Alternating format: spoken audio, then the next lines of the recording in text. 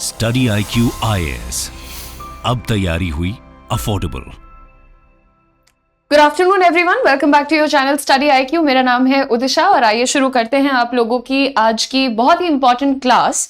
लेकिन जहां तक मेरा अंदाजा है, बहुत से स्टूडेंट्स को ऐसा लगेगा how to talk about work experience. तो अगर कोई ऐसा कैंडिडेट होगा, उससे लगेगा कि मैंने तो वर्क किया नहीं है, तो मैं वर्क एक्सपीरियंस की बात क्यों ही करूंगा, इसलिए शायद ये सेशन मेरे लिए इंपॉर्टेंट नहीं होगा।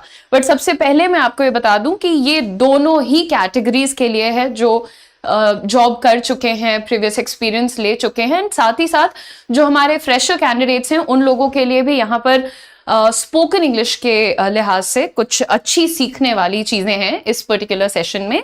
एक बार आपसे रिक्वेस्ट करूंगी, सेशन को शेयर कर दीजिएगा और पेशेंटली थोड़ा सुनिएगा कि क्या इंपॉर्टेंट बातें आपको यहाँ पर आज हम सिखाने वाले हैं। और उम्मीद करती हूँ कि आप लोगों ने कल का जो क्लास था वो जरूर देखा होगा, because that is useful for one and all.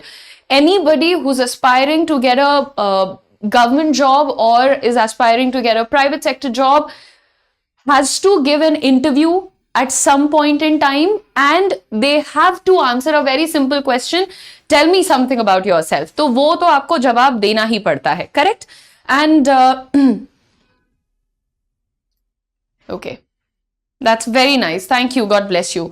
आगे बढ़ते हैं और सबसे पहले यहाँ पर आप लोगों को ये भी बता दूं कि जो भी, जैसे अभी हमें पता चला कि आपको स्पोकन इंग्लिश की क्लासेस और प्लेलिस्ट बहुत अच्छी लग रही है, तो आप लोगों के लिए आपका एक फुल बैच आ चुका है जहां पर हम आपको स्पोकन इंग्लिश सिखा रहे हैं 75 डेज में। इसमें आपकी ग्रामर पर काम किया जाएगा, आपकी वोकैबुलरी पर काम किया जाएगा, एंड साथ ही साथ आपको सिचुएशनल सेंटेंसेस सिखाए जाएंगे जिनसे कि आपकी कोई भी स्थिति हो, कंडीशन नहीं, सिचुएशन हो, उसमें आप इंग्लिश में बात कर सकते हैं। The choice is of course yours, आप बोलना चाहते हैं या नहीं। लेकिन अगर आपको कभी भी ये लगा है कि कम्युनिकेशन स्किल्स बहुत इंपॉर्टेंट हैं और आप उन पर काम करना चाहते हैं, then this batch is for you. इस बैच का लिंक आपके चैट बॉक्स में भी लगा है, आपका कोड है UM Live। आगे बढ़ते हैं और अब एक यहाँ पर फ्रेज लिखा है डोंट से, ये मत कहिए। तो ये जो अभी मैं पढ़ाने वाली हूं, ये सभी लोगों के लिए बहुत जरूरी है। और अब आप इमेजिन करिए कि आप एक इंटरव्यू में हैं, आपसे कोई एक ऐसा सवाल पूछा गया जिसका जवाब आपको नहीं आता, और आप क्या सिर्फ एक ब्लैंक फेस के साथ ये कहेंगे कि I don't know sir, I don't know ma'am? Do you think that leaves a good impression? क्या आपको लगता है इससे आपका अच्छा इंप्रेशन बिल्ड हो पाएगा?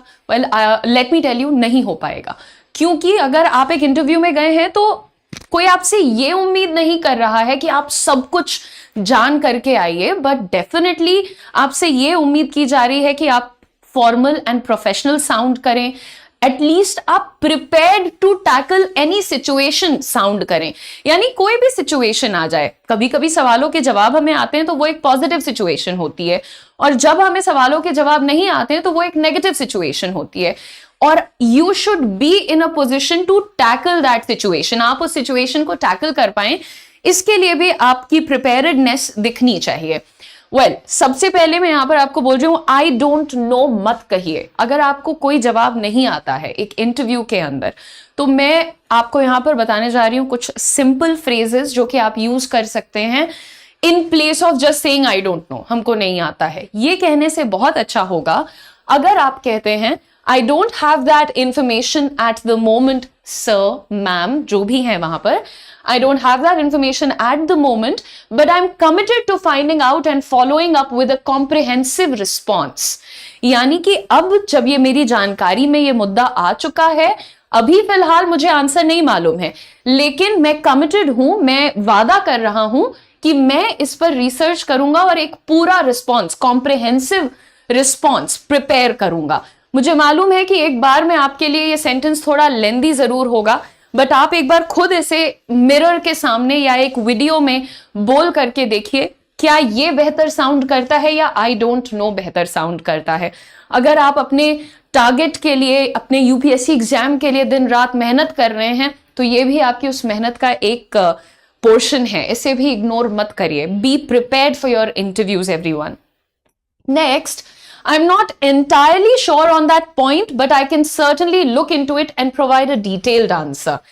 यानी कि सर, अभी इस वक्त हमें पूरी तरह से गारंटी नहीं है कि हम इसके बारे में जानते हैं या नहीं, right? I am not entirely sure about it. जब आपको किसी चीज को लेकर के डाउट होता है तो हम क्या कहने लगते हैं, सर थोड़ी कंफ्यूजन है सर, थोड़ा डाउट है सर.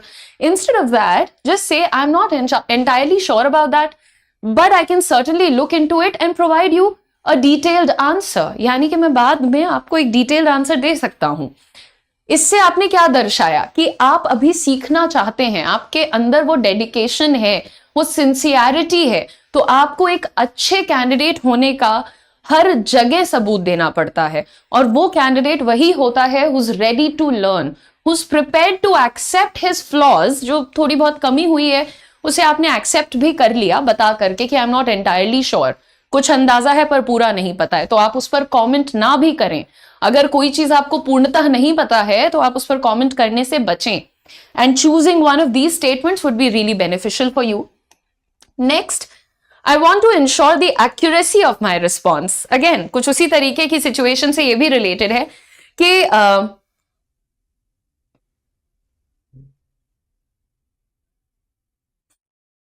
ओके, ठीक है. I want to ensure the accuracy of my response, so I will double check. यानी कि सर जो जवाब मेरे पास है उसके बारे में अगेन हमको श्योरिटी नहीं है, कंफर्मेशन नहीं है, इसलिए मैं प्रेफर करूंगी कि मैं उसे डबल चेक कर लूं. So I will double check that and get back to you with a well-informed answer. Get back to you with a well-informed answer shows a little bit of confidence also that I'm going to get through this, and then I'm going to find my answer, and maybe if someday we get to meet, I shall be sharing my answer with you. Now this one is for those people who are really confident, जिनका बचा हुआ interview या पहले का interview अच्छा गया है, ये उसे चूज करें सब. ठीक है. नेक्स्ट आपके सामने the last one, thank you for the question. अगर एकदम नहीं पता है और आपको मालूम है कि गलती हो गई यार, so just say thank you for the question. I am not familiar with this topic. इस टॉपिक का हमें बिल्कुल अंदाजा नहीं है sir, so I am not familiar with this topic. Nevertheless, इसके बावजूद भी I am committed to research and learn more about it. I am committed to research and learn more about it. यानी कि हम इसको पढ़ेंगे जाकर के, इसके बारे में जानकारी को पूरा हासिल करेंगे. तो ये जितने मैंने आंसर्स आपको बताए हैं, ये इनमें से कोई एक चूज कर लीजिए और रेडी रहिए कि भाई हम आई डोंट नो कह करके जूरी को ये नहीं बताएं कि भाई हमको कुछ नहीं आता या हमको ये तो आता ही नहीं है. राइट, आता सबको कुछ ना कुछ रहता है, जरा बहुत सुना होता है, but then when it comes to giving an answer हमें लगता है कि यार चलो आधा पता है तो कमेंट नहीं करेंगे इस पे, है ना. And then what do we say, we just say I don't know, और वहां पर एक क्रिएट हो जाता है पर्सपेक्टिव कि इस बच्चे को तैयारी नहीं है, इस कैंडिडेट को तैयारी नहीं है. सो उससे बचने के लिए इनमें से no, I don't think that will the last point shall create some kind of confusion. You're trying to say, Shoaib? Thank you for the question. सवाल के लिए धन्यवाद. I am not familiar with this topic. इस topic का हमें अंदाजा नहीं है यार. मान लीजिए कि आप कोई ऐसे इंसान है जिसको फैशन के बारे में या किसी एक स्पेसिफिक टॉपिक के बारे में कुछ नहीं पता है और आपसे वहां पूछ लिया गया है, तो इसमें कोई शर्मिंदगी नहीं है अगर आप कहते हैं कि आई am not familiar with this topic, हमें अंदाजा नहीं है इसका, ये मेरे शायद इंटरेस्ट एरिया से बाहर है, शायद नहीं, अभी नया टॉपिक है, एकदम नहीं सुना है. So preferable choice. Nevertheless I am committed to research and learn more about it. यानी कि हम इसके बारे में और पढ़ेंगे और आपको जवाब देंगे या नहीं देंगे, दैट्स लेटर थिंग. ओके, ठीक है. Now talk about work ex. Work ex से मेरा मतलब है वर्क एक्सपीरियंस. आपने अगर, जैसे बहुत सारे कैंडिडेट्स ऐसे होते हैं जो पहले कोई नौकरी कर रहे होते हैं और फिर उसके साथ वो यूपीएससी का इंटरव्यू, यूपीएससी एग्जाम्स देते हैं और फिर इंटरव्यूज उनको जाना होता है देने के लिए, तो वहां पर ये जरूर बताया जाता है इन योर इंट्रोडक्शन पार्ट कि आपको आपने पहले क्या किया है, पिछले 3 सालों से आप क्या कर रहे थे, इस उम्र में आप क्यों ये जॉब ले रहे हैं. therein you have to talk about your work experience कि मैंने इतने साल इस कंपनी में काम किया है और मैंने ये कुछ चीजें सीखी हैं. तो सिर्फ आपको 3 तरीके बताऊंगी. खैर बात करने के तो बहुत तरीके होते हैं, इस मुद्दे पर बात करने के बड़े लेंदी और कॉम्प्लेक्स तरीके भी होते हैं, बट अंडरस्टैंडिंग द फैक्ट कि आप लोग शायद अभी बिगिनर हैं, अभी आप शुरुआत कर रहे हैं, तो मैंने थोड़े से सिंप्लीफाइड सेंटेंसेस आपके लिए चूज किए हैं और एक बार आप गौर दीजिए करिएगा यहाँ पर। ड्यूरिंग माई टाइम एट, जो भी आप कंपनी में काम कर चुके हैं, अगर आप किसी गवर्नमेंट ऑफिस में काम कर चुके हैं, सो आप यहाँ पर कह रहे हैं कि जो समय मैंने अपने इस ऑर्गेनाइजेशन को दिया है, I was able to gain practical experience. Now यार ये वर्ड जो होते हैं ना, प्रैक्टिकल एक्सपीरियंस यानी हमने करके देखा है, हमने सिर्फ थ्योरी नहीं समझी है, हम डेस्क जॉब पे बैठे खाली टाइम पे वेस्ट नहीं कर रहे थे। तो ये कुछ तरीके होते हैं, when you use words like practical, they show that this person has been directly involved in any job, in any task, यानी आपने directly उस जिम्मेदारी को खुद निभाया है। So you said during my time at this company I was able to gain practical experience, और जो भी आपका टास्क या रिस्पॉन्सिबिलिटी था, जो कुछ भी आपने सीखा है, वो आप इसके आगे लगा करके which helped me develop a strong foundation in whatever skill you learned from that। अगर आप किसी कंपनी को 6 महीने भी देते हैं तो श्योर शॉट है कि आप वहां से कुछ ना कुछ सीखते हैं, आपका कोई ना कोई एक साइड होता है which gets enhanced, आपका नॉलेज बढ़ता है। तो यहां पर आप इस पर्टिकुलर स्टेटमेंट के साथ वही बता रहे हैं। इसी बात को कहने के 2 और तरीके हैं। The second one is I had the opportunity to work at, अगर आप एक पॉजिटिव इंसान हैं, अगर आप अपनी लाइफ के हर फेज को एज अ लर्निंग देखते हैं, then I think this is the most suitable one. Also ये थोड़ा ज्यादा सिंपल है। I had the opportunity to, मुझे अवसर मिला था काम करने का इस कंपनी के साथ, where I learned the importance of specific skill. आपको किस चीज की इंपॉर्टेंस समझ में आई वो जॉब करने के बाद, and how to effectively apply it in real world scenarios, और कैसे उन चीजों को सिर्फ उस जॉब में ही नहीं, रियल वर्ल्ड सिनेरियो में हमने अप्लाई करना भी सीखा। सो ये आपके सामने है टू शो कि हमने जो अभी तक सीखा है, जो अपॉर्चुनिटीज हमें मिली हैं, we really value that. So I had the opportunity, मुझे अवसर मिला। So look at the positive side of the statement. So I had the opportunity to work at this organization where I learned the importance of whatever skill you learned and how to effectively apply। और मैंने ये भी सीखा कि वो skill जो मैं उस कंपनी में सीख रहा हूँ उसको रियल वर्ल्ड सिनेरियोज में कैसे, रियल लाइफ में जो हम बोलते हैं ना, उसी के लिए थोड़ा एडवांस तरीका है, रियल वर्ल्ड सिनेरियोज में कैसे मैं एग्जीक्यूट कर सकता हूँ। नेक्स्ट देखते हैं यहाँ पर, during my work experience eight what ever company it is, जो जितना भी मेरा तजुर्बा रहा है, अनुभव रहा है काम का इस कंपनी के साथ, आई वॉज एबल टू होन माई स्किल्स, मैं अपने स्किल्स को और शार्पन कर पाया। होनिंग का मतलब पॉलिशिंग, शार्पनिंग, राइट, इन जो भी आपका एरिया था, while also learning about the intricate dynamics of a professional work environment। ये वाला बड़ा, ये this statement is particularly very good to me, मुझे बहुत अच्छा लगता है ये। आप सुनिए, while also learning about the intricate dynamics of a professional work environment। I don't know आप कितने लोगों से मिलते हैं, इंटरैक्ट करते हैं, या आपका क्या एक्सपीरियंस रहा है अभी तक जॉब को लेकर के, लेकिन आप किसी भी ऑफिस में जब जाते हैं तो other than your specific industry, other than your specific skills and expertise, एक चीज जो बहुत इंपॉर्टेंट होती है, दैट इज आपका वर्क एनवायरनमेंट के साथ आपका कैसा अडेप्टेबिलिटी है, यानी उस वर्क एनवायरनमेंट से आप क्या सीख रहे हैं। Are you learning collaboration, are you learning negotiation, are you learning adaptability. Let us say बहुत सारे लोग तो 10 दिन काम करके नौकरी छोड़ देते हैं, अरे उस ऑफिस में मेरा नहीं चलेगा। तो अगेन जब आप बात करते हैं ना इस तरीके से, while also learning about the intricate dynamics of a professional work environment, एक प्रोफेशनल वर्क एनवायरनमेंट के डायनामिक्स को, बनावट को, स्ट्रक्चर को भी मैंने भली भांति जाना है और समझा है। ये 3 मैंने सिर्फ यहाँ पर सेंटेंसेस रखे हैं, इनमें से किसी एक को भी अच्छे से प्रैक्टिस करना, अगर आप आज से शुरू करेंगे 2 से 3 दिन, अगर आप सिर्फ इसको 2 मिनट 3 मिनट खाली वीडियो बनाने के लिए या लेटेस्ट से शीशे के सामने खड़े होकर के प्रैक्टिस करेंगे, तो आप जो जिससे भी आप रिलेट कर रहे हैं ज्यादा, ठीक है, उसे आप पिक करिए और आप उसको चूज करके प्रैक्टिस करिए। 2 से 3 दिन में ये नेचुरल लगने लगेगा आपकी टंग के लिए। अभी एक जो चीज इसमें मैं हमेशा बात करती हूँ कि अंग्रेजी बोलते वक्त बड़ा वर्ग है जो बहुत रोबोटिक साउंड करता है। रोबोटिक से मेरा मतलब कभी कभी फेक भी होता है। हमें दिख रहा होता है कि यहाँ पर एक प्रिटेंस, दिखावा चल रहा है, इनकी नेचुरल लैंग्वेज इंग्लिश नहीं लग रही है, ये सारी चीजें एज अ कम्युनिकेटर आपके लिए थोड़ा सा नेगेटिवली काम कर सकती हैं। हो सकता है कि आप अपने इंटरव्यू लैंग्वेज को हिंदी सिलेक्ट कर लो, कि आप बता दो जा करके कि sir I'd like to give my interview in Hindi, मतलब आप हिंदी में कहेंगे कि सर मैं हिंदी में इंटरव्यू देना चाहता हूं। लेकिन कल को जब आप जॉब करेंगे, आपको प्रमोशंस चाहिए होंगी, आपकी पब्लिक इंटरेक्शंस होंगे, आपको कौन मिलता है, किससे बात करनी है, क्या सबको आपकी मदर टंग आती होगी, बाकी लोगों की पर्सनालिटी में एक यूनिकनेस दिखेगी because of their communication skills, और वो आपके में लैकिंग होगी, तो क्या आप रेडी हैं इस रिग्रेट को लेकर के ही सारी जिंदगी चलने के लिए, या are you thinking of improving it now that you have the chance and time? अभी जब आपके पास मौका भी है और वक्त भी, तो आप इस पर आराम से, दिन में आपके 24 घंटे में से सिर्फ आपसे 75 मिनट्स मांगे जा रहे हैं, 1 घंटा 15 मिनट। तो अगर आप रेडी हैं विद दैट टाइम, तो अपने इस बैच में जरूर एनरोल कराइएगा।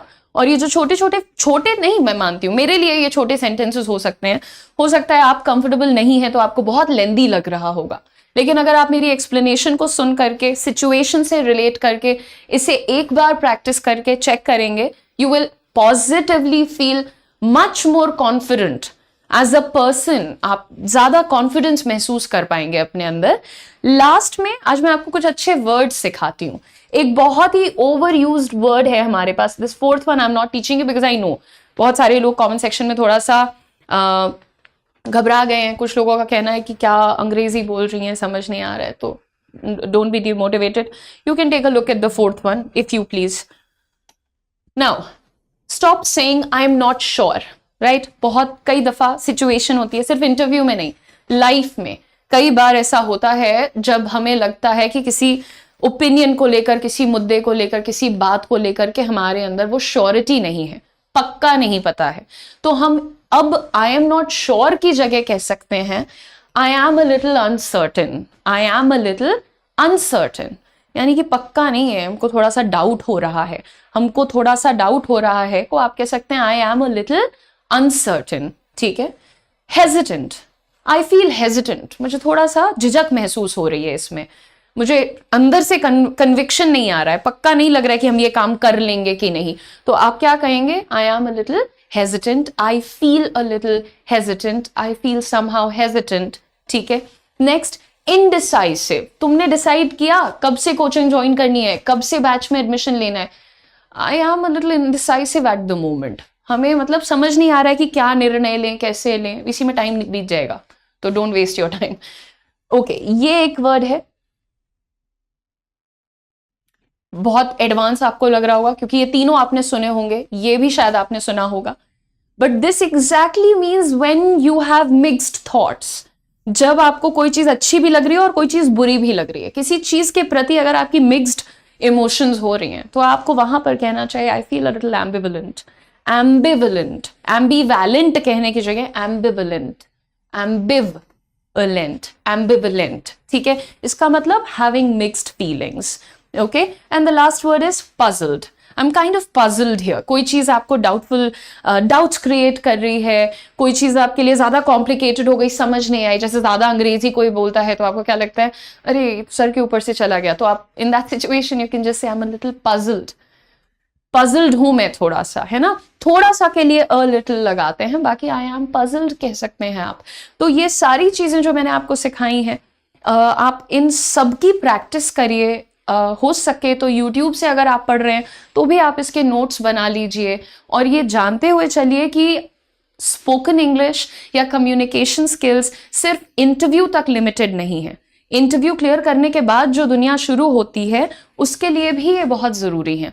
तो अगर अभी तक आपने एनरोल नहीं कराया है तो अब करा सकते हैं आप लोगों के स्पोकन इंग्लिश बैच में। बैच का नाम ही है स्पोकन इंग्लिश इन 75 डेज। इस 75 डेज के स्टडी प्लान को आराम से पढ़ लीजिएगा, जो लिंक लगा है चैट में उस पर क्लिक करके, एंड ध्यान से स्टडी प्लान देखिएगा कि हम कौन से 3 सेगमेंट्स पे काम कर रहे हैं। सबसे पहले ग्रामर पर काम होगा, उसके बाद हम आपकी वोकैबुलरी पर काम करेंगे, और उसके बाद हम लोग आपको सिचुएशनल सेंटेंसेस से पब्लिक स्पीकिंग की खूब सारी प्रैक्टिस करवाएंगे, सो दैट जो आपका डर है, जो नर्वसनेस है, वो भी खत्म हो जाए। उच्चारण पर काम करेंगे और मल्टीपल चीज़ों पे काम करेंगे। आपकी प्रैक्टिस शीट्स होंगी और जो 75 मिनट्स का आपका रूटीन है उसके बारे में भी आपको पता चलेगा once you enrol in the batch. आपके डिस्काउंट के लिए कूपन कोड है UM Live और रेगुलर बेसिस पे ट्यूसडे, वेंसडे, थर्सडे और फ्राइडे, इन 4 दिनों में आपको शाम 4 बजे आपकी स्पोकन इंग्लिश की YouTube क्लास भी मिल जाती है। तो कोशिश करिए कि आप यहाँ भी रेगुलरली आ जाएं। प्लेलिस्ट ऑलरेडी चैनल पर अवेलेबल है। Thank you very much for joining me live in today's session. I hope you're doing well and I hope you continue to do well. Don't forget to subscribe to the YouTube channel Study IQ. Bye-bye guys. Study IQ IAS, अब तैयारी हुई affordable.